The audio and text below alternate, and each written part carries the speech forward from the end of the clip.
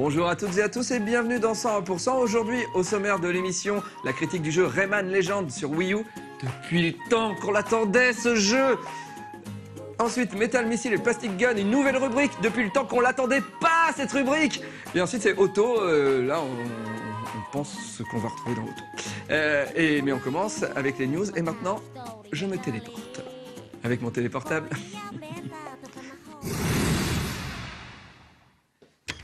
Bonjour, je t'ai pas raccord. Bienvenue dans 101% chez moi. Oui, parce que 101% ça peut être pas chez moi, mais ça peut être aussi chez moi. À côté de moi, Guillaume. Bonjour. Bienvenue chez moi. Bienvenue chez moi. En fait, t'es pas là samedi en fait, c'est ça hein? Non. Voilà. Donc en fait, vu que je tourne ce 101% le samedi, il sera pas là. Mais là, il est venu chez moi. Et donc je me suis dit, mais il fait plein de choses super intelligentes, plein de trucs trop cool. Il faut qu'on en parle dans 101%. Donc du coup, on fait un 101% dans mon salon avec Guillaume. Donc Guillaume... Eh bien, ça ne sera pas maintenant que je vais te poser des questions, puisqu'on va regarder d'abord les news.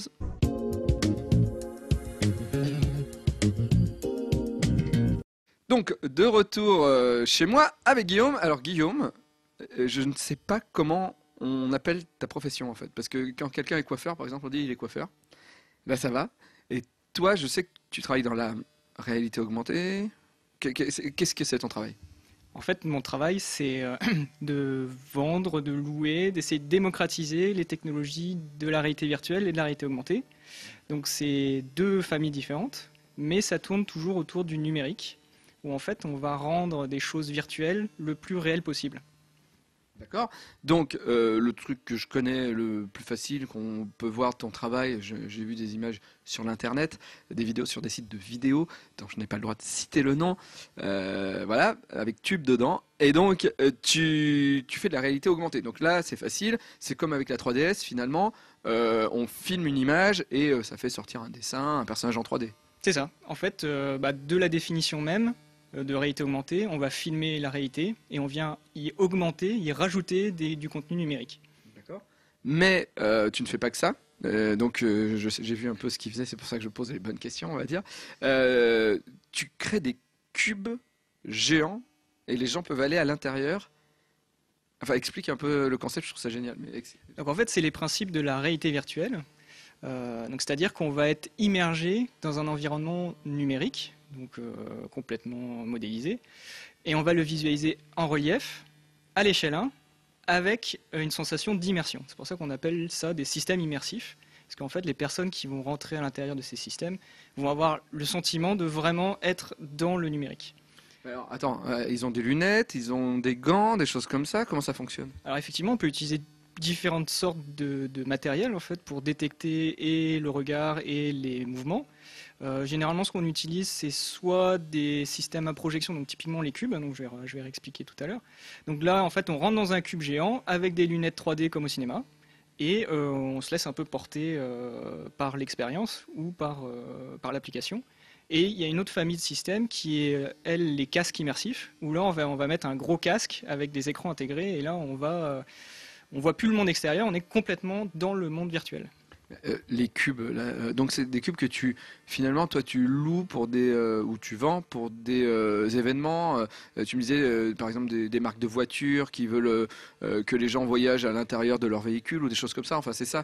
Mais on peut pas. C'est pas l'avenir du jeu vidéo. Alors aujourd'hui, ces technologies-là sont beaucoup utilisées dans l'industrie. Il faut savoir que toutes vos voitures françaises, on ne va pas citer de marque, sont validées avec ces systèmes-là. Donc en fait, il y a des ingénieurs qui, au lieu de faire des maquettes, valident en fait la voiture en virtuel avec des cubes géants comme ça. Les fusées aussi sont fabriquées comme ça. Les fusées, les bateaux de guerre, les centrales nucléaires, enfin il y a beaucoup de choses.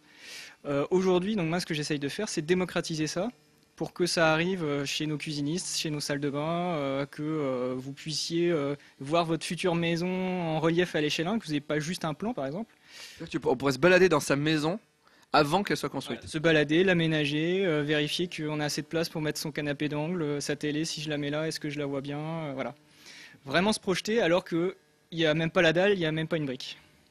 Bon, mais alors, bon, ça c'est ce que tu fais, mais tu as aussi participé à un projet donc avec justement le casque virtuel que tu nous citais, et on va en parler juste après la critique du jeu vidéo. de retour avec Guillaume. Donc Guillaume travaille dans tout ce qui est virtuel, on va dire, et en plus tu es philanthrope. Puisque, donc là tu as amené un casque, c'est ça. C'est pas toi qui l'as fabriqué. Explique un peu l'histoire de ce casque. Alors c'est un casque qui vient des États-Unis. C'est venu d'un certain Monsieur Palmer, un jeune entrepreneur qui était passionné de casques depuis son enfance. Il a une collection, la plus grosse collection du monde. De casques d'aviateur. Non, de casques de réalité virtuelle. De casques de réalité virtuelle. 120 casques de moto et une moto. Voilà, collection. Et donc ce gars-là, il s'est dit, parce que jusqu'à il y a 6 mois, un casque de réalité virtuelle, ça valait à peu près 10 000 euros.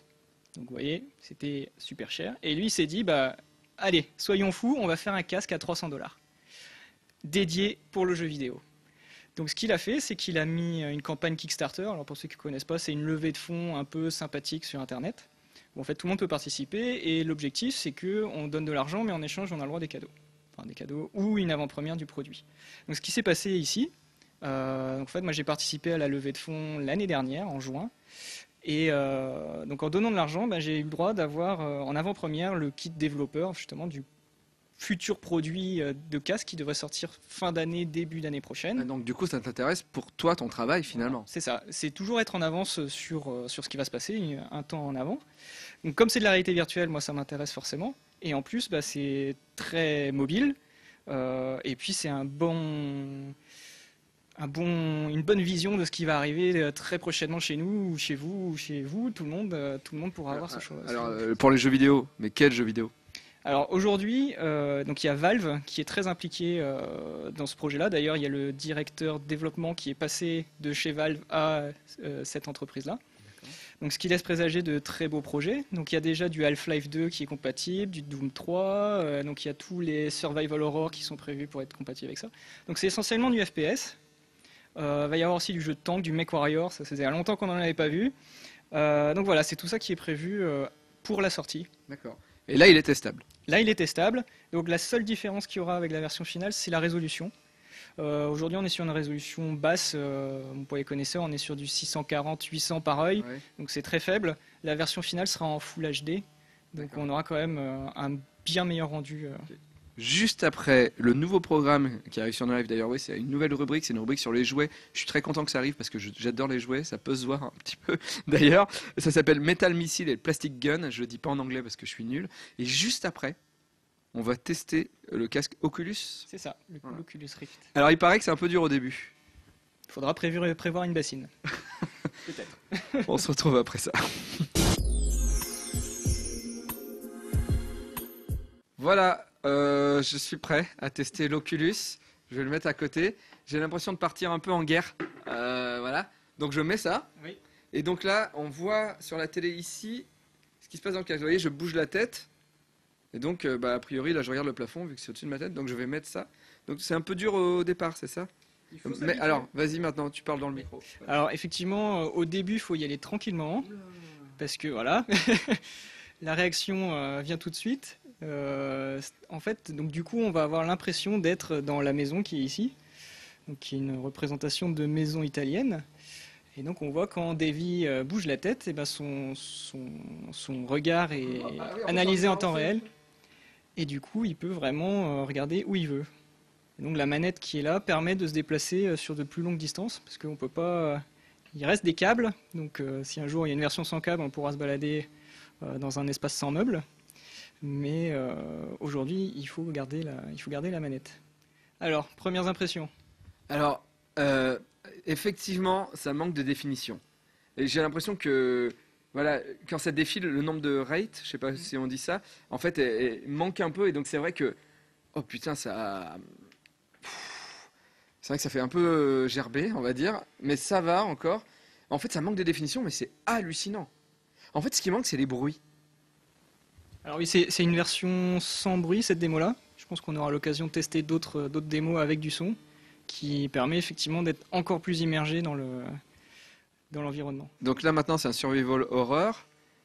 J'ai la manette pour me déplacer. Alors non, on va prendre autre chose que la manette. On va prendre quelque chose d'un peu plus immersif. C'est l'équivalent d'une Wiimote, mais pour le game. Donc je vais brancher ça et tu vas troquer ta manette de Xbox contre quelque chose d'un peu plus immersif encore. D'accord. Bon, alors par contre, ça va être compliqué de jouer aux jeux vidéo dans le futur. Ça va avoir beaucoup de matos quand même. Bon, et vivement qu'il n'y ait plus de câbles. Et ça, c'est eux qui ont fabriqué aussi cette manette alors. C'est Razer, ceux qui fabriquent les super souris de gamer et les super claviers. Ils ont sorti la super Wiimote de gamer. Donc au début, ça marchait que avec Portal. Et maintenant, c'est compatible avec beaucoup de jeux. Donc l'intérêt, c'est que ça se comporte comme un PS Move ou une Wiimote. Mais on est ultra précis et il n'y a quasiment pas de latence. Donc là, on a changé de jeu. On est passé sur un remake de Survival Horror qui s'appelle Alone in the Rift. Donc une petite référence à Alone in the Dark, qui est un des premiers exemples de ce que peut donner un jeu d'horreur dans ce système d'affichage-là. Donc on voit que Davy est intégralement équipé, donc il a le son qui fait peur, les images qui font peur. Il a les petites manettes qui lui permettent et de se déplacer et de déplacer, de diriger un faisceau de lampes. Qu'on voit là rapidement le faisceau de la lampe. Alors est-ce que ça fait peur? C'est génial. C'est génial. La musique, là je regarde le ciel, la lampe, le fait que je puisse éclairer que certains endroits, c'est génial. Alors là, un Resident Evil comme ça, mais... Ah ouais. Ah là, ça relance toute l'industrie de ce type de jeu, c'est clair. Il y a un chemin là-bas. Il y a quelqu'un. Il y a une fille.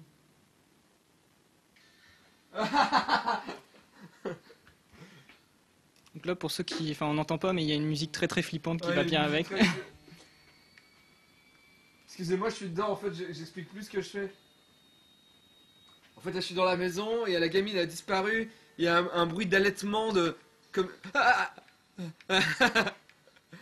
C'est sûr qu'on est... on sent qu'on est au début de la fabrication de ce cas, c'est-à-dire que il y a des latences, forcément c'est pas du HD quoi, mais à partir du moment où on est à l'intérieur du jeu, en tout cas quand c'est bien fait, on se laisse, en fait l'immersion se fait beaucoup plus rapidement que dans un jeu normal, forcément, vu qu'on a les yeux et qu'on a vraiment la sensation quand on tourne la tête, etc. Et c'est vrai que je pense que moi j'aime pas les FPS parce que je trouve que c'est redondant, etc. Mais un FPS où on est à l'intérieur, tout de suite on comprend un peu plus pourquoi. Enfin, on est tout de suite immergé. Et là, un survival horror, c'est juste trop bien, quoi. C'est juste trop bien. Alors, on va tester Half-Life. Alors là, c'est vraiment un jeu. C'est-à-dire que jusqu'à maintenant, on a fait des sortes de démos. Et là, c'est donc Half-Life 2 adapté pour le casque. C'est-à-dire qu'on va tirer dedans.